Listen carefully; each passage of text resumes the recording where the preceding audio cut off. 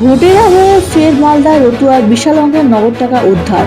ছোট গাড়িতে তল্লাশি অভিযান চালিয়ে 15 লক্ষাধিক টাকা উদ্ধার করলেন নির্বাচন কমিশনের নির্দেশে নাকা পলিটেকনিকের আধিকারিকরা।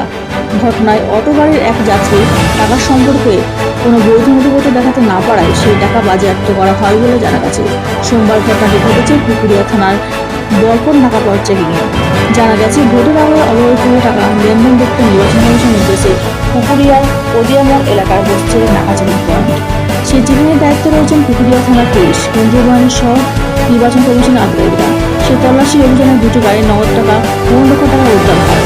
কোনো বৈধ নথিপত্র দেখতে না পারে আধিকারিকরা সেই টাকা বাজেয়াপ্ত করে সমস্ত প্রক্রিয়া সম্পন্ন করার পর ঊর্ধ্বতন কর্তৃপক্ষের টাকা পাঠিয়ে দেন বলে জানা গেছে। ব্যুরো রিপোর্ট পাওয়া যায়।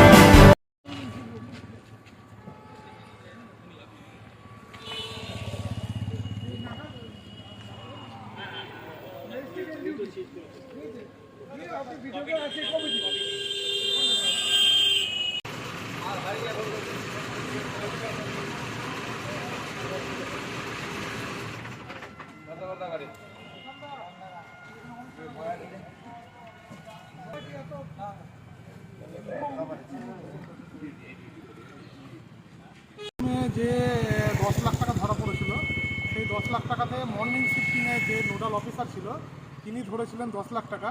এবার 10 লাখ টাকা আমাদের যেটা ইনফরমেশন দিয়েছে সেটা আইটি দপ্তর সেই 10 লাখ টাকার ইনকোয়ারি করবে। তার জন্য আইটি দপ্তরের স্টাফ এসছে, অফিসার এসছে, তারা এখন তাদের মতনভাবে কাজ চালাচ্ছে।